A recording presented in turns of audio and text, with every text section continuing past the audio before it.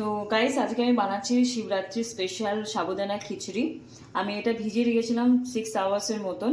এটা হচ্ছে দেখুন সাবুদানাটা পুরো সফট হয়ে গেছে, দেখুন পুরো সফট হয়ে গেছে। এটা আমি এখন একটু নর্মাল জলে এটাকে ভালো করে ধুয়ে নেব। এই যে এটাকে ভালো করে আমি এখন করে নিচ্ছি, সবাই দেখা যাচ্ছে। এই দেখুন, এবার এটাকে আমি এইভাবে তুলে নেব ভালো করে। আচ্ছা,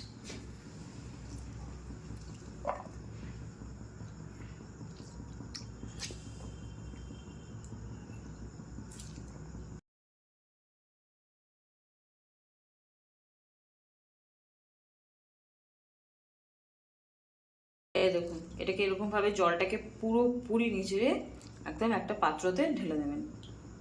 এই দেখুন, কেন এটাকে আমরা ফ্রাই করবো না। দেখুন এখন আমি সাবুদানা খিচুড়ি বানাতে গেলে আমাদের বাদাম লাগছে, 2টো শুকনো লঙ্কা আর এই কাঁচা লঙ্কা। সবার প্রথমে আমি এই বাদামটাকে রোস্ট করে নেব, হালকা ফ্রাই করে নেব, তারপর এটাকে গ্রাইন্ড করব।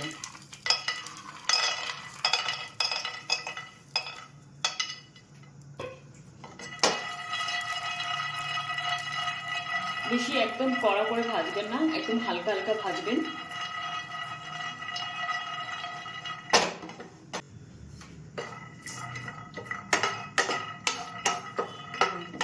রোস্ট করে নিচ্ছি, গ্যাসের ফ্লেমটাকে একটু হাই করে নিলাম। ফ্রাই হয়ে গেছে, দেখুন পাত্রতে ঢেলে নিন।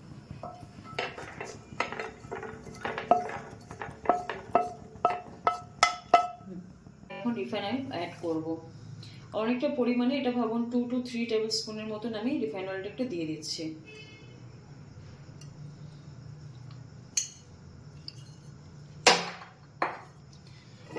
এখন আমি এটাকে ভালো করে তেলটাকে এপাশ ওপাশ করে কড়ার মধ্যে করে নিচ্ছি।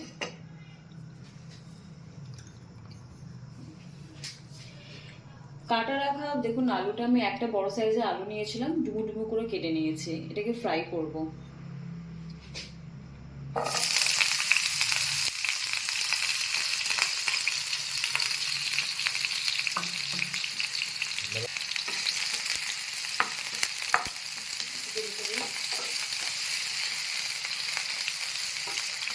এটা একদম লালচে লালচে হয়ে যাবে।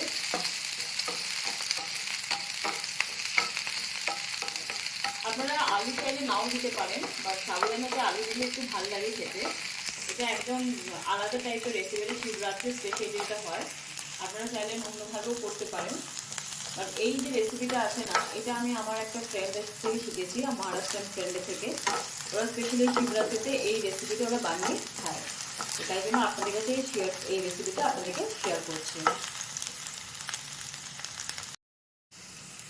আচ্ছা, এখন আমি একটুখানি সামান্য নুন অ্যাড করছি। এটা আরো একটুখানি ভালো করে ফ্রাই হয়ে যাবে।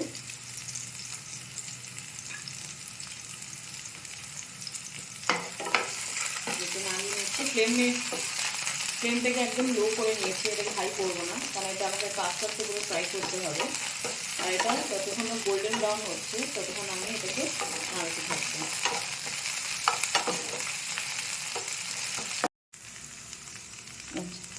বাদামগুলোকে আমি রোস্ট করবো, তাই জন্য গ্রাইন্ডারে দিয়ে দিচ্ছি। এটাকে আমি গ্রাইন্ড করে নেবো। দেখুন এটাকে পুরো গ্রাইন্ড করে নিয়েছি।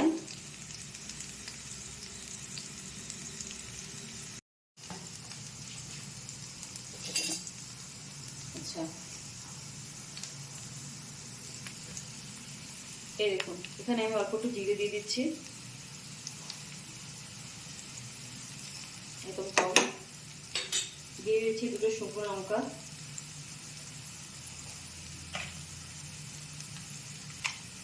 এখন এটাকে আমি নাড়াতে থাকবো। এখন আপনারা চাইলেন গ্যাসের ফ্লেমটাকে একটু হাই করতে পারেন, মানে মিডিয়াম লো করতে পারেন। এটা এখন জিরের সাথে পুরো ফ্রাই হবে। পুরো মোটামুটি গোল্ডেন ব্রাউন হয়ে গেছে। এরপর আমি দেখুন কাঁচা লঙ্কাগুলো কুচিয়ে রেখেছিলাম, এটা আপনি 3 থেকে 4টারও বেশি কাঁচা লঙ্কা আমি অ্যাড করেছি।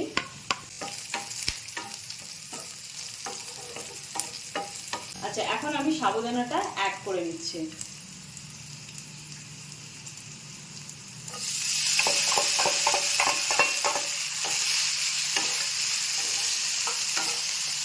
সাবুদানার কালারটা না একটু চেঞ্জ হয়ে যাবে, এই তেলের সাথে ভালো করে মিক্স করে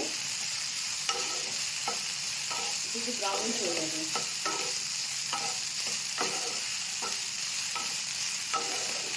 দেখুন সাবুদানাটা ফ্রাই আমার হয়ে গেছে। এতে আপনারা চাইলেন কারি পাতা অ্যাড করতে পারেন, কারি পাতা দিলে আরও একটু টেস্টি হয়। এরপর আমি এতে শিংদানা দিয়ে দেবো, মানে বাদাম দিয়ে দেবো। গ্রাইন্ড করা বাদামটা আমি এর মধ্যে ঢেলে নিচ্ছি।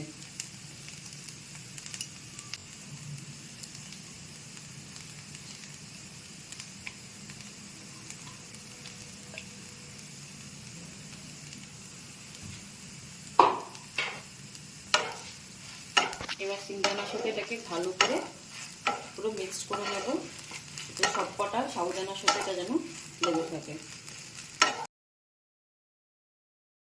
এবার আমার সাবুদানা খিচুড়ি রেডি হয়ে গেছে, এবার আমি তুলে নিয়ে সার্ভ করে নেব।